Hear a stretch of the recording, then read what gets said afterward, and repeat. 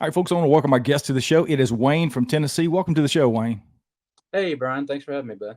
Absolutely, man. I've been looking forward to this. So I know we got a lot to get to, so let's get right into it. Let's talk about what got you interested in Bigfoot and cryptids in general, and tell us what you got going on up there in Tennessee. Well, I am. Well, first off, I didn't have any kind of weird encounter or sighting or anything like that led me into it. I've always been interested in cryptids. Bigfoot is the king of cryptids, and I've always been interested in him. But others, Loch Ness monster, chupacabra, stuff, and more recently, Dogman, stuff like that. But what got me into the community of Bigfoot was, I guess it was back in 2018 or 19. I had about an hour commute back and forth to work, and my car went down. I had to put it in the shop. So I borrowed a truck from my dad to get back and forth. And wouldn't you know it, the day after I got it, his radio went out. So I got 2 hour commute, both, there and back with no radio. And that's when I discovered podcasts. So I started listening to podcasts and listening to like paranormal, cryptid stuff. And I found myself wishing everyone would just shut up and get to the Bigfoot, because that's what I've always been interested in. So lo and behold, I searched around. I found a podcast dedicated only to Bigfoot and started listening to it and fell in love with it. And just thought to myself, I live in a great part of the country. Started hearing more and more encounters from out of Tennessee and North Georgia, North Carolina, and Kentucky, and thought, man, these things are all around me. It sounds like so. I'm in a great part of the country. I was not a little bit naive and thought, well, it's not going to cost a lot of money to get going. So, with my fiance at the time, my wife now, with her blessing, she said, you go for it. You're passionate about it. So do it. And Mannimal Research was founded. So let's talk a little bit about Manimal research. When you decided to really get into the subject, obviously it involves getting out in the woods, right? So what was the first steps when you got when you decided to start this research group? What kind of, I mean, did you go out and buy a bunch of equipment? Did you go out and beat on trees in the woods? What was your approach when you went out and started looking for these things? You know what? Believe it or not, the very first thing I did was, well, I contacted my one of my good buddies, Jasper Walls. He is actually the president of the group right now. A very good friend of mine. I contacted him because he's just crazy enough to be interested in something like that. And I said, "Man, is Bigfoot real?" And he said, "Yeah, he's real. Let's go get him." So he was on board. So the next thing I did was, believe it or not, I put an ad on Craigslist, a few different places around here in my area, and man, the response was overwhelming. I had all kind of people contacting me, people interested in doing research, others that had stories to tell, others that told me I was crazy, Bigfoot's not real, you're wasting your time, obviously. Um, but yeah, the response was great. So I was able to meet some really cool people that way, and grew my group to, I think it was around 12 members in four different states down here in the South. And one of the first things I did to kind of answer your question, I went out by myself. My wife's family has some property up on in a mountain here in Southeast Tennessee. The property, no one's lived on it since 1999, so it had been 20 years vacant, and there was an old condemned house.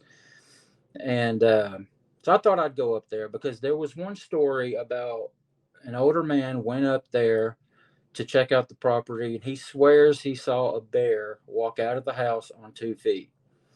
And we know bears don't walk very far, very much on 2 feet. And that got me thinking, that might not have been a bear. So I went up there and had a look around the property, and I actually have this video up on my Mannimal Research channel on YouTube. I went up there. The very first experiment I did, I took a jar of peanut butter and I bought some rope, some real like thin pink rope, so it was easy to see. And I suspended it about 8 or 9 feet in the air, away from the tree, so no critters could crawl up or get to it. And I suspended it from a really small limb, so no raccoons or anything like that couldn't get to it. And I left it there. I came back a couple of days later; it hadn't been touched. So I said, I'm going to have to wait a little bit longer. So a couple weeks later, I went up there, and I'm by myself both times. And every time I'm up there, man, I just get this crazy feeling like something's looking at you, just really uneasy. And man, I'm telling you, it took everything I had this second time to go up there and check it out. But I went up there, and the peanut butter was gone. The rope was still hanging from the tree, but it wasn't cut. You could tell that something, it looked like something tore it. And around the part of the rope that was where the peanut butter was tied to, it looked like it had been broken, and there was like dirt and mud caked on it. And it looked to me like something with hands grabbed it and just ripped it. That's what it looked like. That was the first thing, the first experiment I really did, and I think it was successful.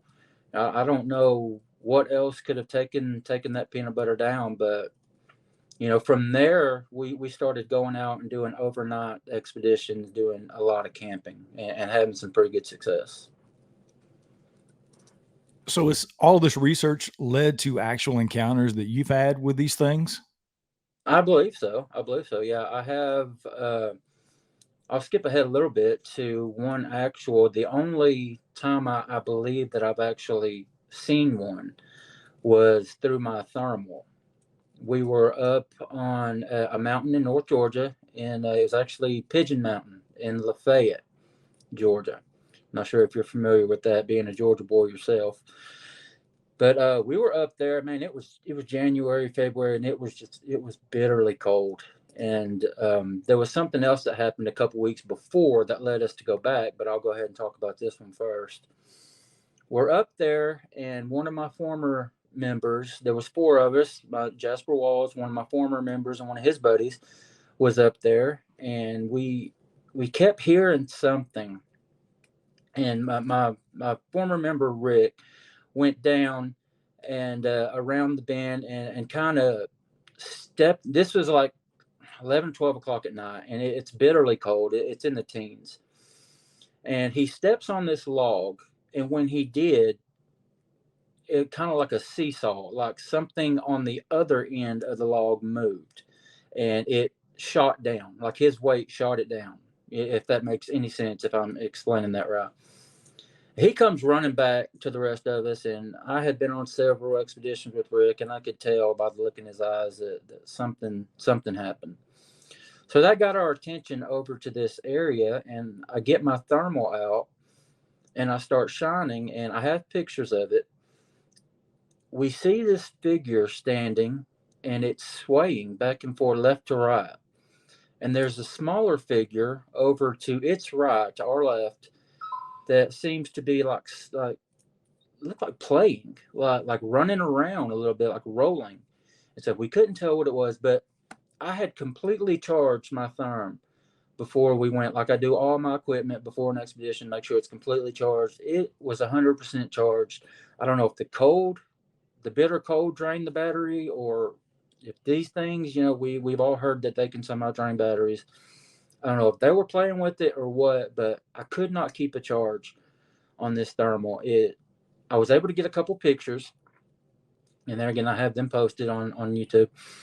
And but I wasn't able to video. I wasn't. It didn't have enough battery life to video. I would have to run back to the truck, plug it up when it would die, get just a few more minutes of time to look. I was able to do that twice, maybe three times, and then they were gone. Whatever we were looking at after that third time was gone. We went the next day, and we did a size comparison to about where it was standing, and whatever we were looking at had to have been just over 8 feet from what we could tell. And in the thermal, you can clearly see legs and arms and things like that. I wish I was able to video it so I could get some answers to what the heck that smaller thing was doing, because I just don't know. It seems really interesting. So you said there was something that led up to that. What was the experiences that led up to that moment that you guys had before that? My buddy Jasper and I went up there just a couple of weeks before, again, just bitterly cold. And we went up there, and he actually heard about the spot. He had met an older gentleman that Wallace had told him, what we were doing and everything, and he told him about some stuff that happened to him up there. So that led us to go up to Pigeon Mountain.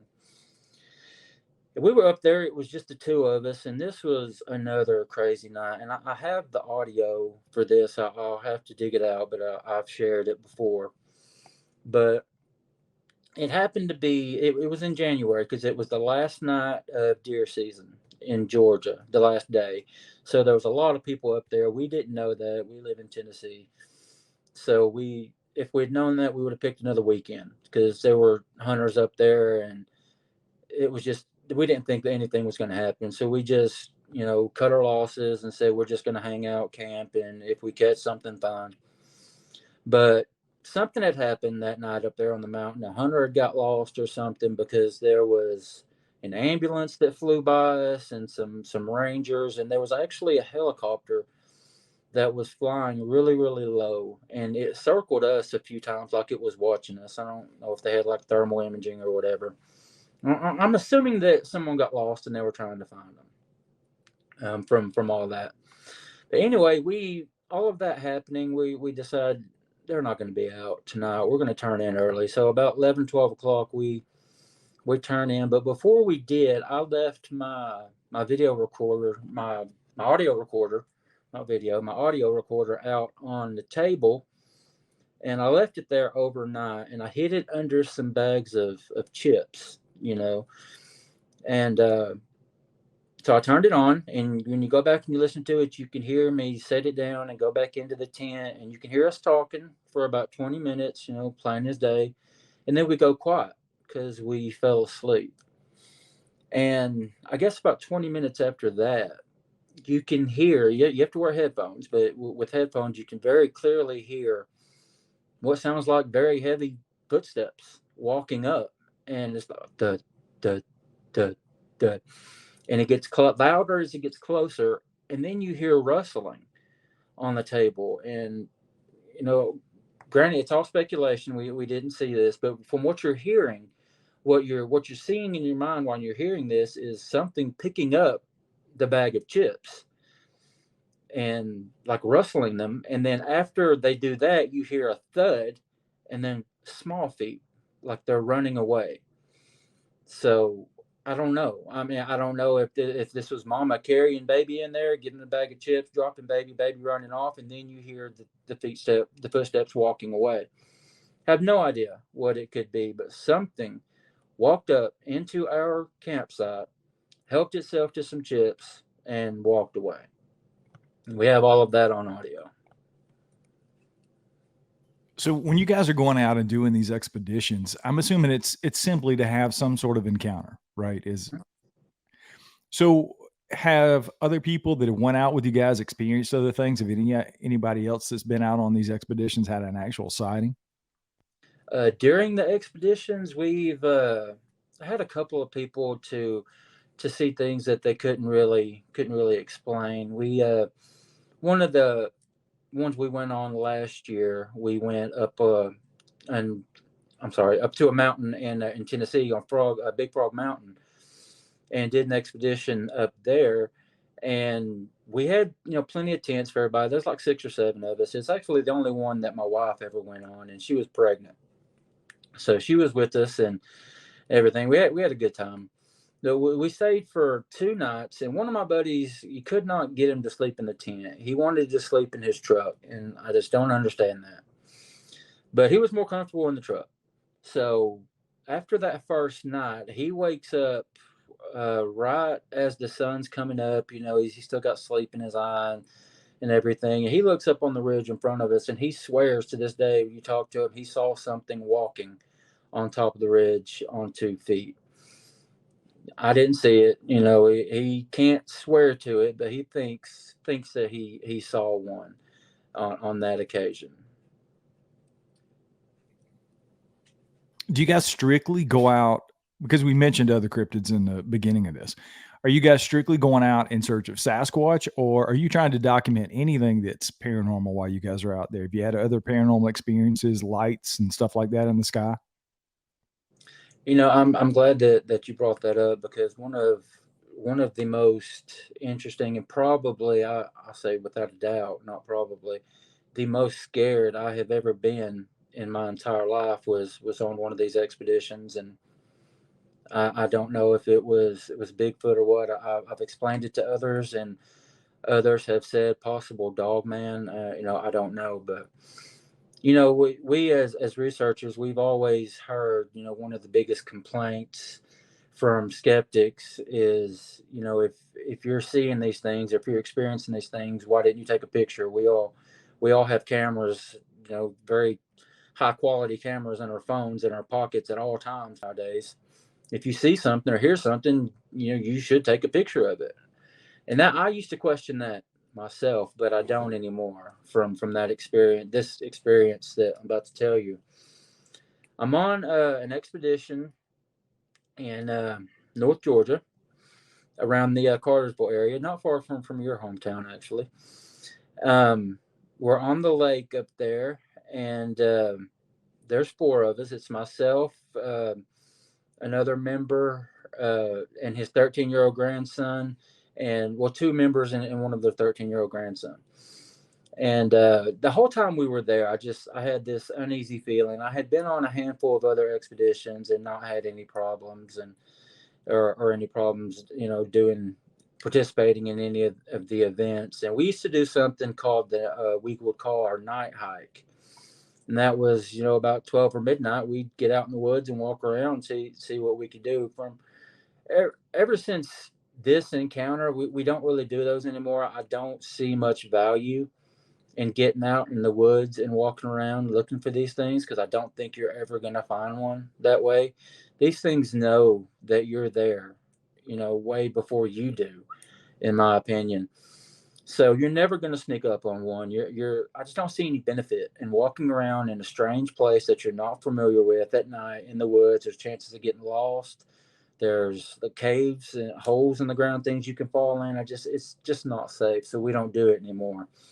But back then we did, and we were getting ready to do the night hike this particular evening, and I just felt like, man, I don't want to do this. I want to stay close to camp, and I could tell that the 13-year-old wasn't really feeling it either. He tried to act tough, but I could tell he was a little worried. So I said, well, me and him, we'll hang back here at camp. You guys go out there. We got radios. We'll stay in constant communication. Just don't go too far. And I'm like, okay.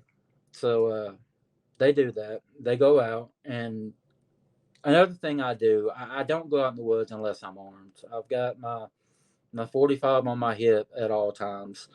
It's just say, if it's not Bigfoot, something in the woods can get you. So just safety first. We're not out to shoot a Bigfoot. We're a no kill organization, but we're going to protect ourselves at all times. So I have my 45 on my hip, and I've got this youngster with me. And this sound, just the other two weren't gone for 10 or 15 minutes before this sound just erupts. And it sounded like it was on top of us. It was this combination of bark laugh that I had never in my life heard. And it was so loud that you could feel it. So it had to have been really, really close to us. I had never heard it in my life before. And I froze. And looking back on it, I wish to God I had pulled my phone out, or one of the many camcorders that I had, or the audio recorders that I had, the thermal. I wish I would have pulled any of those out. But you know what I pulled out? I pulled that 45 off of my hip. That's what I had in my hand. And I could feel this 13-year-old getting closer and closer to me. He was scared. I'm scared. I'm terrified.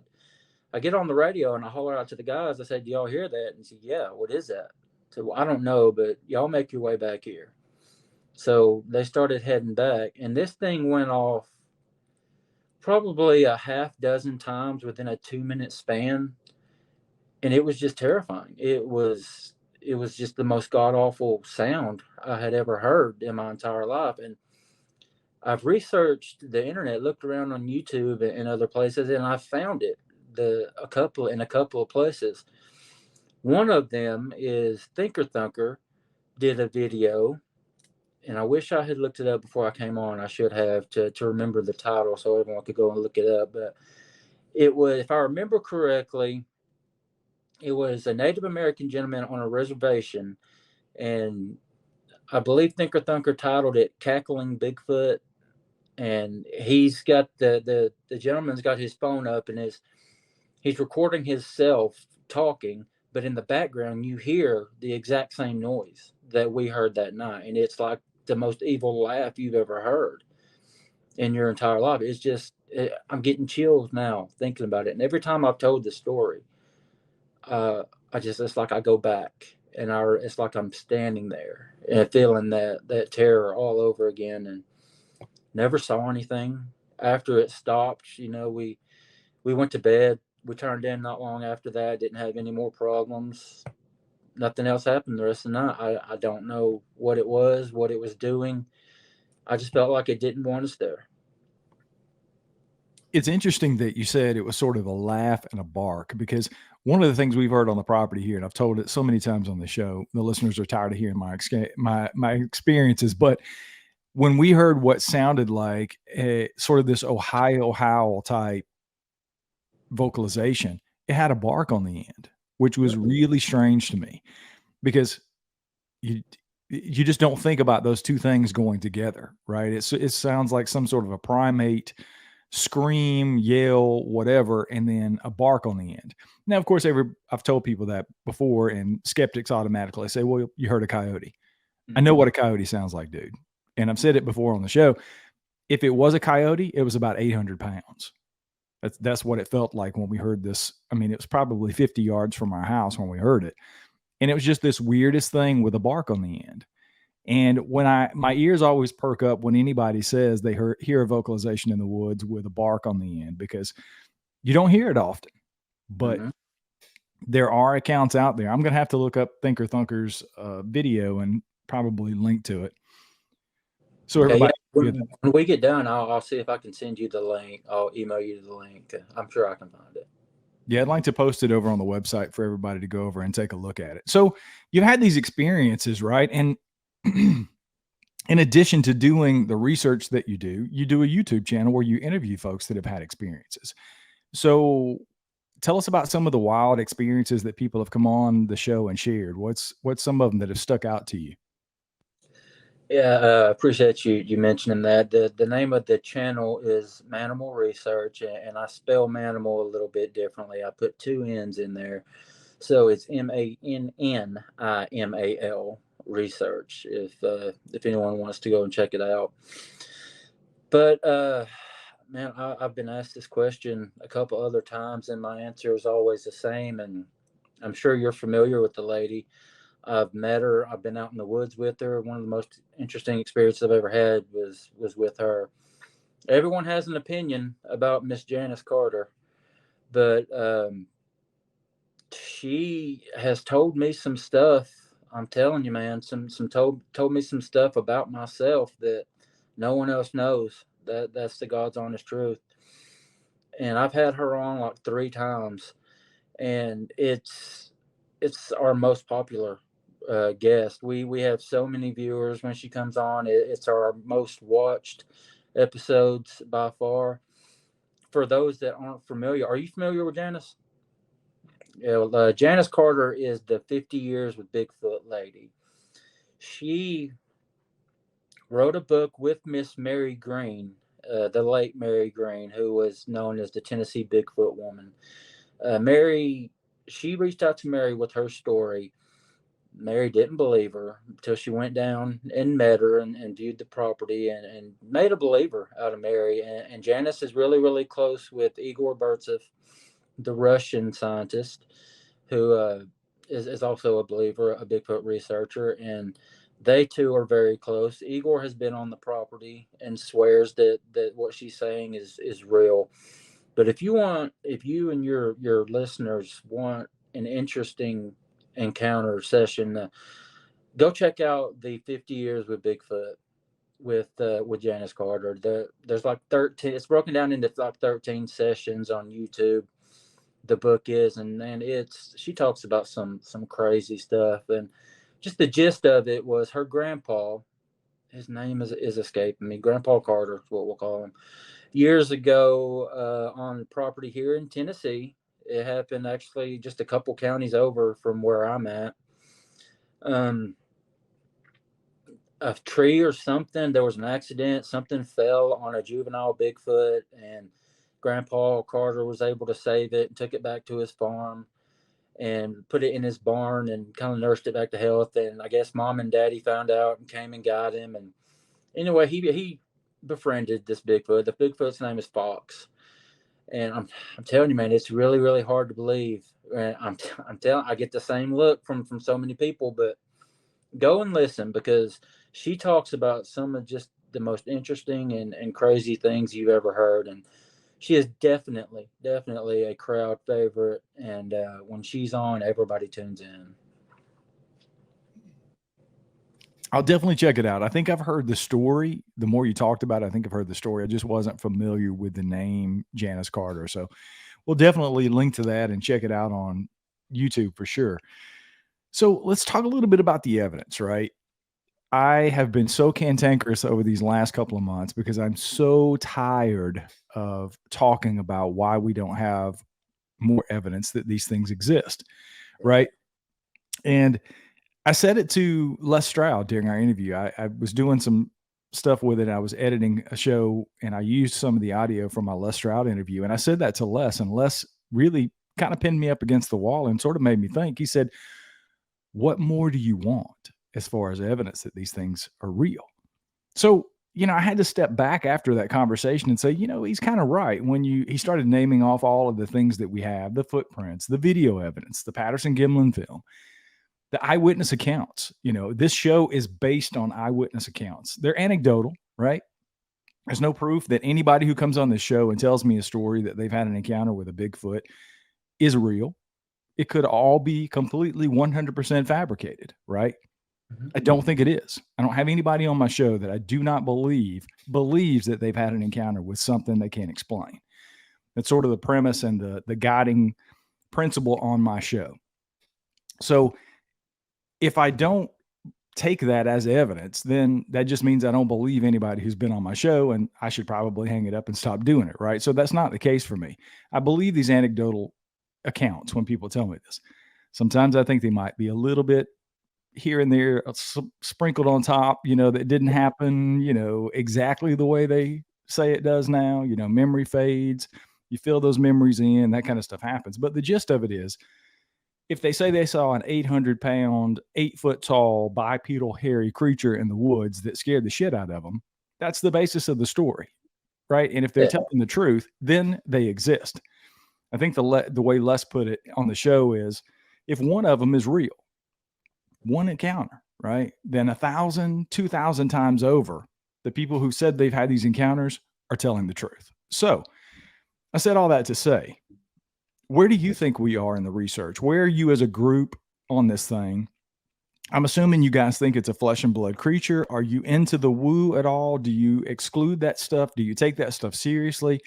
What is your ideas on some of the things like cloaking and some of these other interdimensional type things that people sprinkle into the Bigfoot talk? Because I'll be honest with you, I'm into all of it. I listen to everybody's encounters, right? Yeah. People tell me some wild stuff on the show, and it's all data to me. So where are you and the Mannimal research group on maybe the woo part of the Bigfoot thing? You just, pretty much when describing yourself, you describe me. I'm for my followers and the people that I know, I have the reputation of being really, really open minded and kind of even tempered, and I'll listen to what anybody has to say, and I'm never going to call anybody a liar. It's not for me to say. Just talking about the whole Janice thing, it's really, really hard to believe a lot of it, but when you hear this woman talk, she has a way of convincing you. So when I started this, I was strictly biological. This is a flesh and blood creature. It's a North American primate that we just have not caught up with yet, but we will eventually. The more I hear, man, I don't know. I really don't. There's got to be something else going on with these things. As far as evidence, I really, as much as I hate it, I think it's going to take a body. I really do. I don't want to be the person that brings in that body. I don't want to kill one. Only way I ever would is to protect me or my family or someone that I'm out with. So I hope that we can do it in another way, but I don't know what it's going to take. We supposedly have DNA. We have hair samples. I found some hair samples myself in the woods. Um, we have all this other stuff, and the big question is where are the bodies?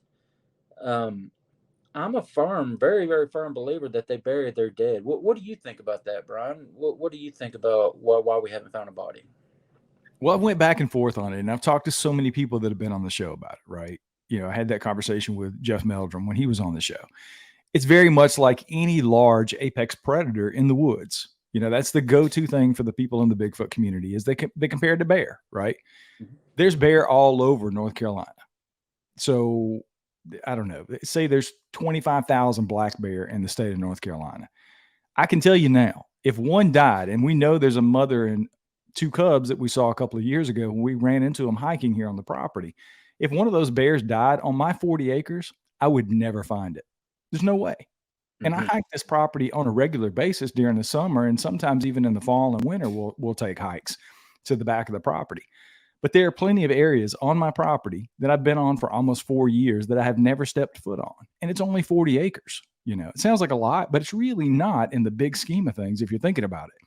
Now, when you start talking about the Pacific Northwest, in any of these areas where there's 2, 3, 4,000 acres at a clip, sometimes there's millions of acres that people have never set foot on where these things may be and they pass away. I had this conversation recently with somebody who was on the show. I hate it when I forget people's names, but I was having this conversation. It was Russ Jones, Dr. Russ Jones, when I had him on the show recently. Russ and I were talking about this, and he kind of broke it down for me and said, look, if these things live as long as we do, say their lifespan is 50 years. So one's dying every 50 years, right? And there may be in the 3-county area that surrounds me here in North Carolina, there may be a couple of thousand of these things. One's dying every 50 years.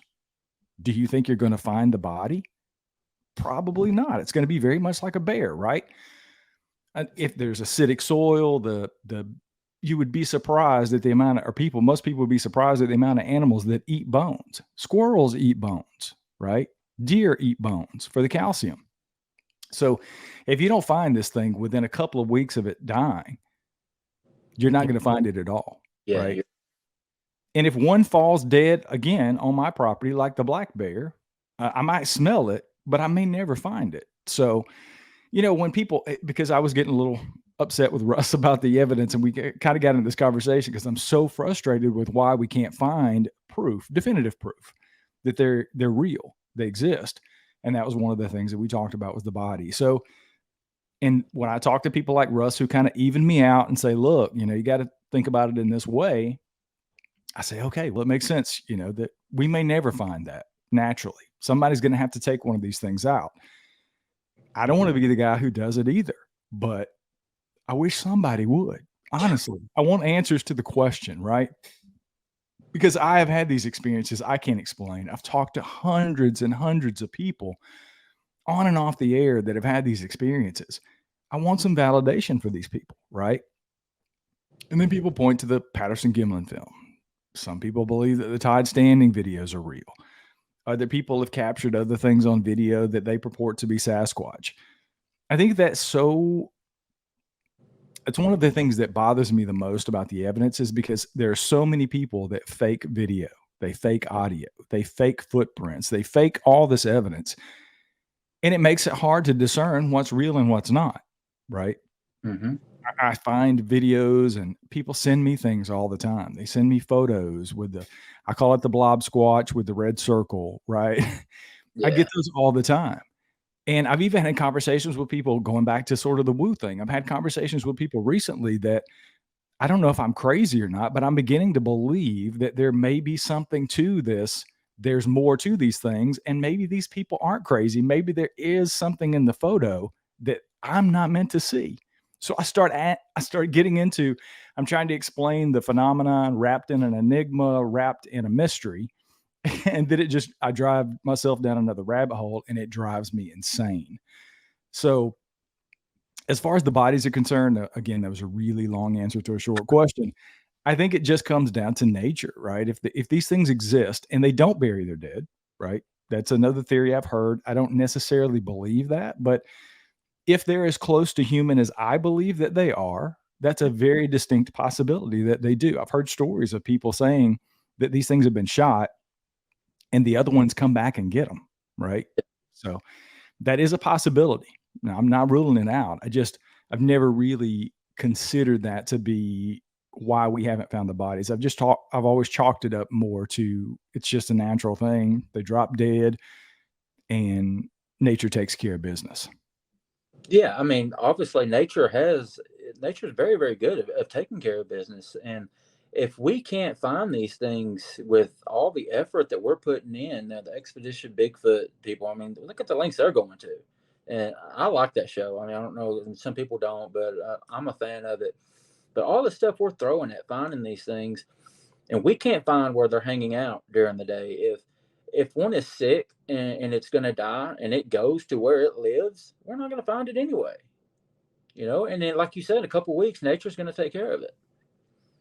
I've never watched Expedition Bigfoot. I've watched Finding Bigfoot in the past.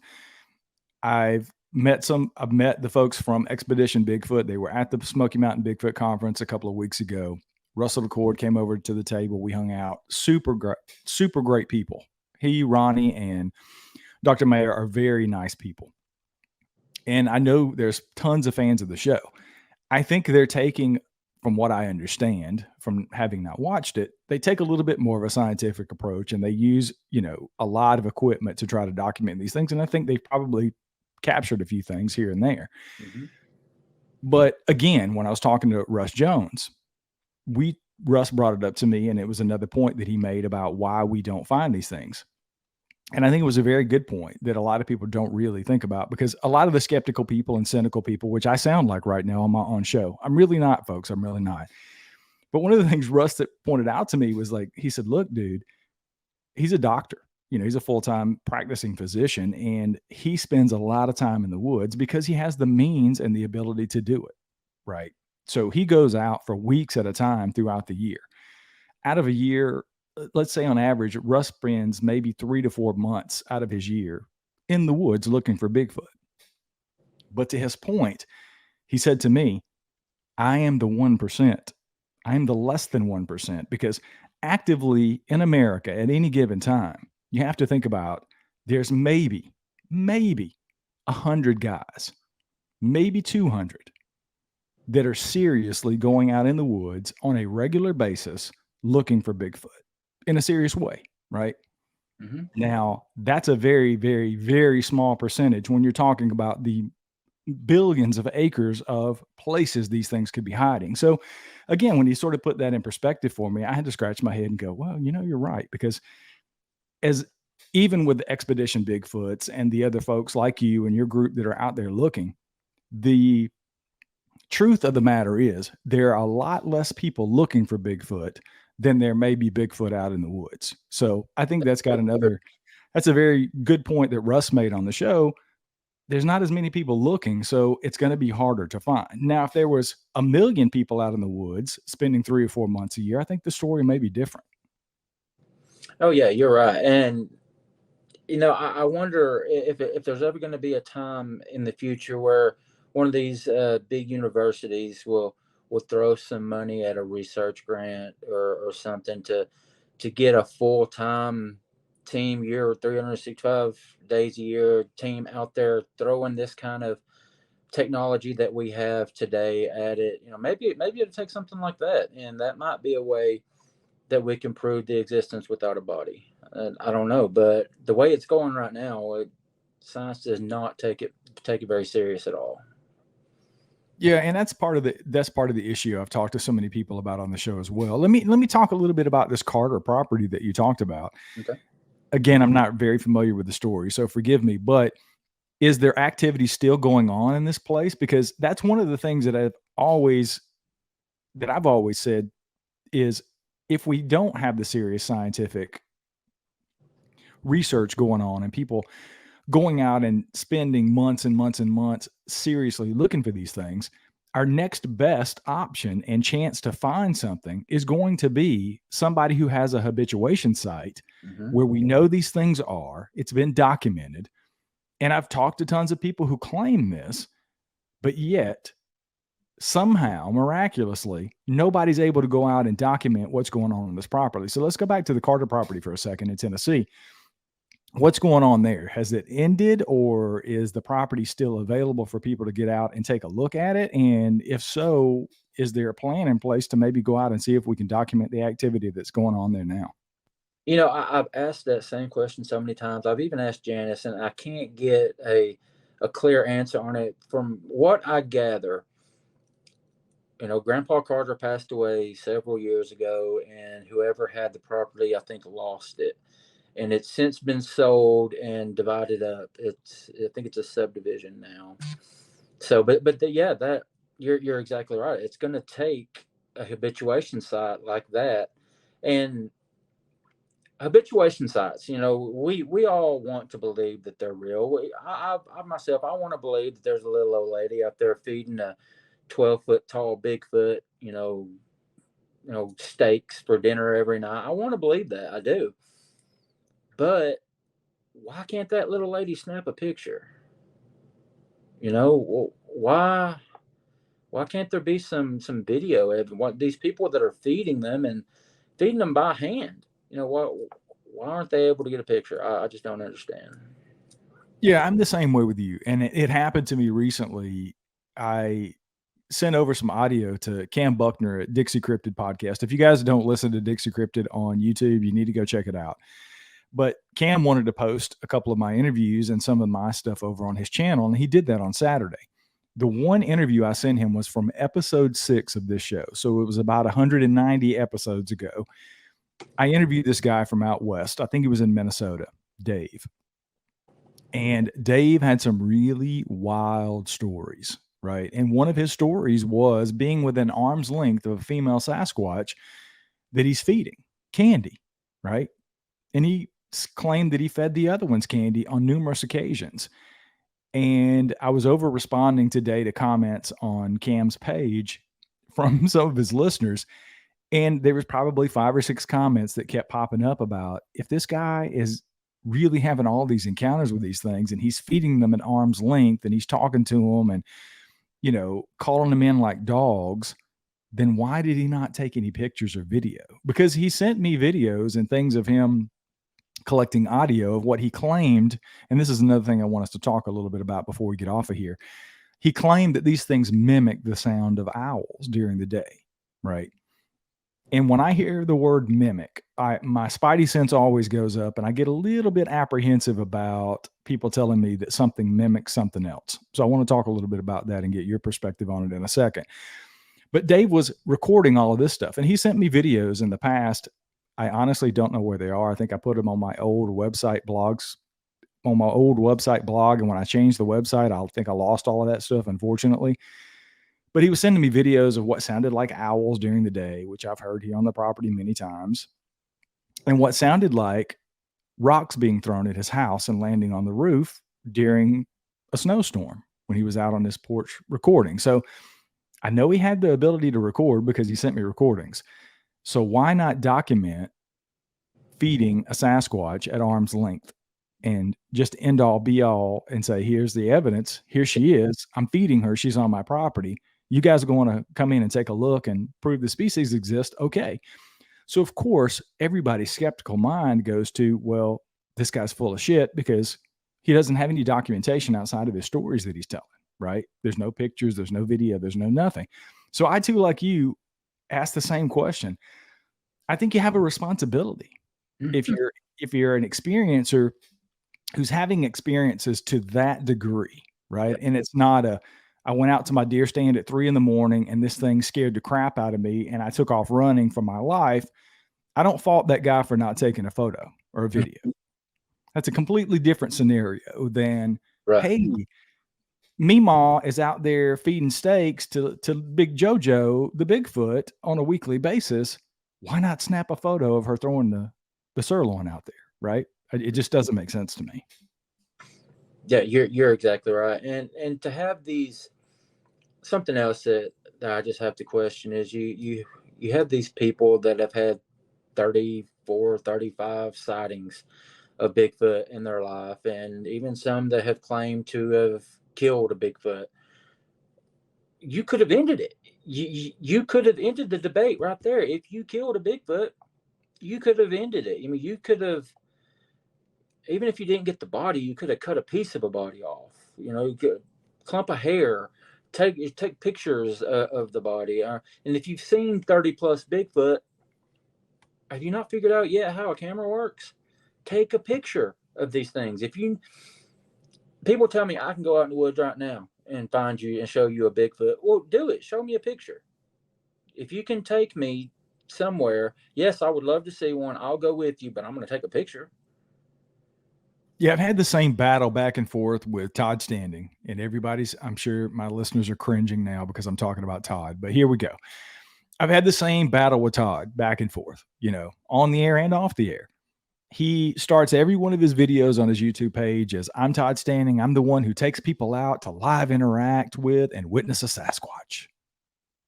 No, you don't. It doesn't happen every time, dude. You can't guarantee those things, right? And I was recently I went on as a guest of the Discovering Bigfoot podcast. I think it's going to air next week on Todd's video on his YouTube channel with Kyle Deshane, who's doing that podcast for Todd. And as a favor to Todd and Kyle, I went on as a guest, but we had some of these battles because Kyle's been out on expeditions with Todd where they have had experiences, and Kyle had an eyewitness encounter. God, I'm glad I'm a good editor. It'll be like that never happened. Kyle actually had a sighting when he was out on an expedition with Todd. And I believe Kyle. I think he's a good kid. I don't think he's lying to me when he tells me that, right? But at the same time, if this is happening all the time, where's the documentation, right? And we know Todd's put out plenty of videos. He's got all of these high quality HD videos that everybody's up in arms about that I frankly believe are completely 100% bullshit. I don't think any of them are real, except maybe the one that Kyle and I talked about when I was the guest on his show last week. There's one video that Todd, I think it's like video 3 or whatever. I don't know what it's called or what number it is, but there's what he looks like he has basically surprised a Sasquatch that runs up like this 45-degree angle behind him at like superhuman speed, right? Uh-huh. And they did sort of a breakdown of that video. Todd, I think actually, Kyle said he was going to send it to me. And I haven't gotten it yet. So I'm going to send Todd a text message and see if he'll send me his breakdown about what he went back and sort of this thing in a nutshell, without going into all that, in a nutshell, he was able to determine this thing basically ran up that hill faster than you could roll or throw something down it. So faster than gravity. So that's pretty big. And that's the only one that really passed for me what I call the Doug Highcheck 3-second rule, right? Doug said, if it don't look right in 3 seconds, it ain't right. So that is the only one that sort of passed the smell test for me as being a possible Bigfoot. But I think all the other stuff I think it's just crap. So, it's hard to say that you can take people out and live interact with a Bigfoot when that's not entirely accurate. But I'm going to stop rambling and I'm going to ask the question I said I was going to ask earlier about what do you think about the mimicking, right? I've heard people talk about that. Researchers have talked about that for many, many years these things mimic owls all the time. Okay. Well, how do you know it's not an owl, right? How do you prove that they're mimicking coyotes or they're mimicking owls? I mean, what are your thoughts on that? Have you heard them do that, or what do you do you think that's a thing? I've had that same question, so many times. It's so easy to say that, oh, that's a Bigfoot trying to sound like an owl. I mean, well, how do you know? I mean, unless you witness the Sasquatch making that sound, you can't say that it is. And I've heard enough accounts that they do have the ability to believe that there might be something there. But to answer your question, no, I've never heard anything. I've never heard what sound like a 1,000-pound owl. I've never heard that before, or anything like that. I mean, I would like to, but yeah, I'm with you, man. I mean, why can't it be an owl? Why can't it be a coyote? Unless you see the actual creature making the sound, you can't say. Yeah, it's always sort of been my take on it, and I could be wrong. I say that all the time. That's my opinion, but I could be wrong. Let me ask you this: we sort of talked a little bit off the air before we went on about some of the things I found on my property, right?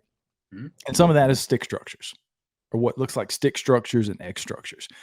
Are you guys finding those things in Tennessee? And that's always fascinated me. I don't really know what they could be or why they would make them. People have told me they have theories. Doug Hychek has theories. Todd Standings told me his theories on what they are, what they're doing, what the tree breaks mean, those kind of things. But it's obviously all speculation. A, are you guys seeing those up in Tennessee? And what do you make of the stick structures and the egg structures? What do you think they are? Yeah, we find them just about every time that we go out. I mean, so much to the point where it just, you can tell that it's not nature making this thing. Something with hands actually made the structure. And what I think is really cool is people in different parts of the country are finding the same stuff. You know, so what does that say? I mean, I don't know. Are people making these things? I've got a buddy in Denver, a good friend of mine, and he sends me stuff all the time, and it looks just like stuff I'm finding out here. And I'm thinking, you know, how can that be? And a lot of things we see are the tree breaks, 9-10 foot up in the air. How does that happen? I don't understand how that's even possible. There's not enough area surface for the wind to affect it, you know, to snap a tree 10 foot off the ground and leave it hanging at a 90 degree. And most of the time, what I'm finding here, when you find those breaks, they seem to all be pointing in the same direction. What could that mean? I have no idea. Structures are something that I'm really, really fascinated with. And yeah, we find them all the time up here. And I would love to be able to break that code. And are they a warning? Are they markers for others that are coming through the area? Or are they pointing towards a water source? I mean, I don't know. Or are they pointing toward a shelter? I have no idea, but we are definitely finding them here all the time. One of the other things that's always interested me as far as the evidence is concerned, and I talked about it with Seth Breedlove. I interviewed Seth from Small Town Monsters a couple of days ago. His show will probably be coming up next week or so on the podcast. But he got to go out during one of the documentaries he was filming and spend time with the Olympic Project and take a look at the ground nest that they found out there. Right. I Hmm. don't know if you're familiar with those or not. Oh yeah, yeah. Most people in the Bigfoot world are, right? And I asked Seth what his initial response to, or what his initial feeling about the nest were when he walked into the area. And he was very honest, and kind of a spoiler alert here, but he told me that he was very unimpressed in the beginning, right? But I say that to say he saw these things way after they were discovered, like a couple of years or so after they were discovered, I think. And when you take a look at the footage of when they were first discovered, they look very different now than what you actually see, for example, in Seth's documentary on Bigfoot. So, but he said once he got the background and once he hiked into where these things were, then he found them a little bit more impressive because he was out of gas by the time he got there. So, but he was very clear that it was not bear. He said people have joked, well, to them it's a joke, but people have actually, said it's a squirrel nest on the ground and just crazy things like that. But if you actually see these things and see photos of them and video of them, it clearly looks like a gorilla nest that has been documented that gorillas make and other primates make these things. So I'm curious. Obviously, you probably haven't seen anything like that up in Tennessee, but I just wanted to get your opinion on what you think those things are. Do you think they're legitimately probably made by Bigfoot? And are you guys seeing anything like that up in Tennessee? Give me just a second, okay, Brian?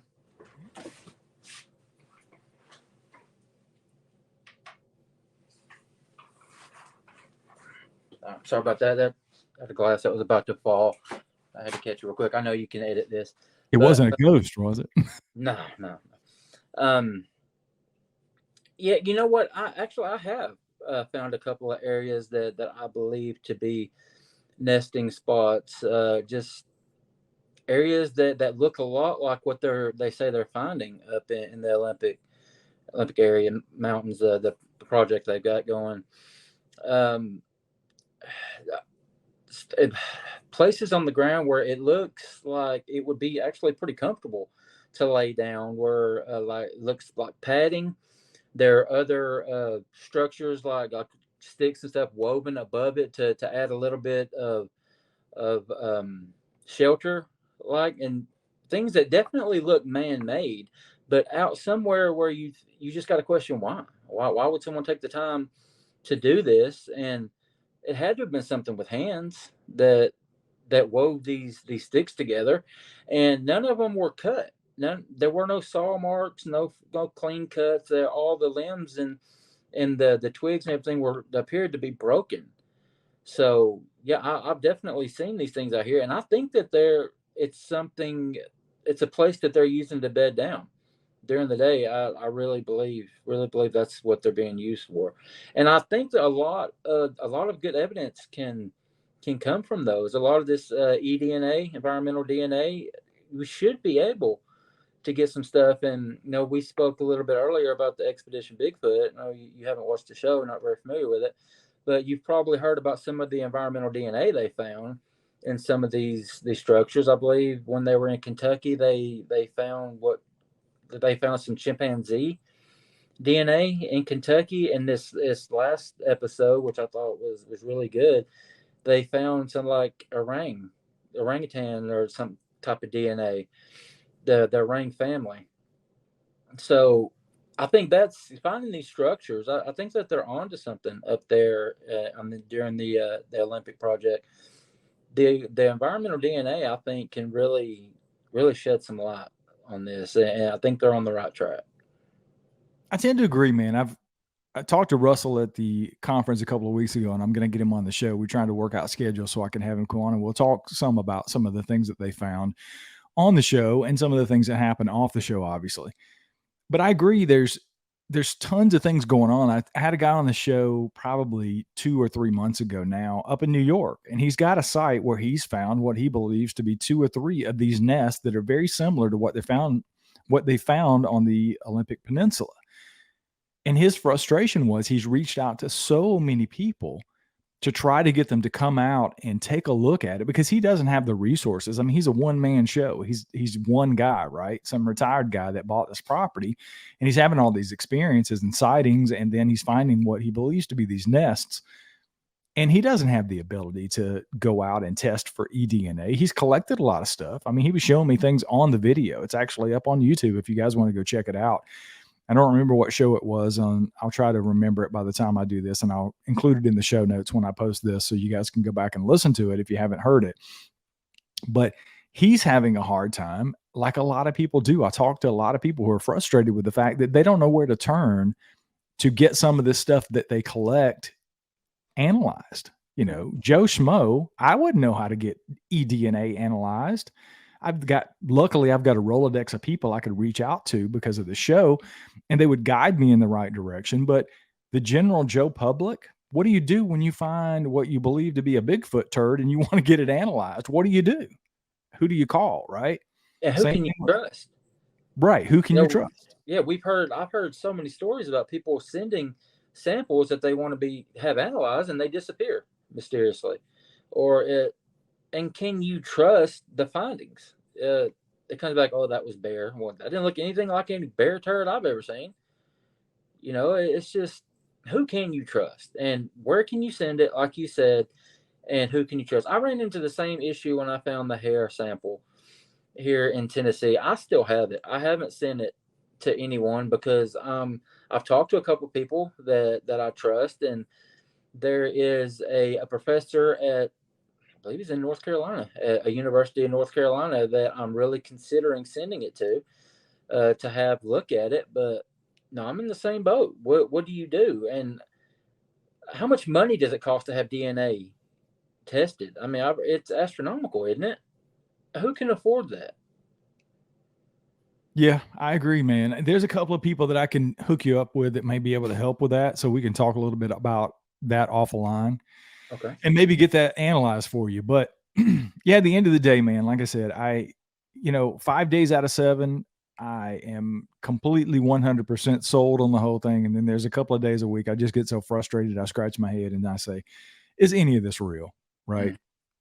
And I think it's normal for most people who are into this kind of thing, but I would really like to get to the point where we find more answers than questions, because it seems like every time I do a show and everybody I talk to, I leave out of it just scratching my head with more questions than answers. And I'm at the point in my life where I'm looking for answers. So, but I appreciate, man, I've had a blast talking to you on the show tonight. I appreciate you coming on and sharing your experiences and talking about your research. One more time, tell everybody about the YouTube channel, where we can find it, and what they can expect when they get there.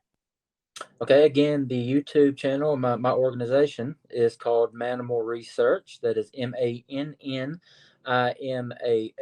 Research. You can find me on YouTube over there. We've got about 100 videos up. I've taken about a month or so off. I haven't, actually a little more, haven't put any new stuff out, but all our other videos are up there, and we're about to get started back within the next week or so. And real quickly, Brian, if I could, I'd like to promote an event that we've got coming up in October, the weekend of the 14th through the 16th. We are going to do what we've called the Squatch Out. It's the third annual. It's be the third year in a row that we've done it. It's just a camp out where people, to like-minded folks in the Bigfoot community, to come and hang out. We camp for a couple of nights. We do presentations. I spoke last year, had a couple others to speak as well. This year we've got Connor Flynn, better known as Bigfoot Anon, coming up from Florida. He's a buddy of mine, is going to be speaking, and then another really close personal friend of mine, actually a Mannimal research member, Dr. John Baranchuk, who is the author of Psychological Horizons in scientific Bigfoot research. He's going to be speaking as well. He does a really good presentation. So we're going to have that going on, and we usually provide at least one meal for everybody the night of the presentations. Last year was the second year we did it. We only pushed it for about 6 weeks and had over 40 people show up to camp for 3 nights from 12 different states. So that really speaks to the passion that's in this community. I know a lot of one big name person in particular, I'm not going to mention names, is really bashes the Bigfoot community, and I don't agree with that, because it's the same community that has made him pretty famous. So that's just my little bit of a rant there for a second, but it speaks to the passion of the community. People from Denver, I mean, all the way out from Colorado, from Texas, 12 different states came to camp for three whole nights with us, and we had a great time. And again, that is going to be October the 14th, 15th, and 16th. And it's going to be in Tennessee, right on the Ocoee River. Anybody can get a hold of me, Wayne Tetherow, on Facebook, and I can provide any information that you might need. Awesome. And if you guys want to see me, I may be there. I'm going to try to check my schedule and see if I can come, but I would like to be a part of that for sure. Wayne, I appreciate you coming on, man. I've had a blast talking to you. All right, man. You are very welcome. I was going to ask you when we were done anyway if you'd like to, but yeah, man. Thanks so much for having me. I appreciate the opportunity, buddy.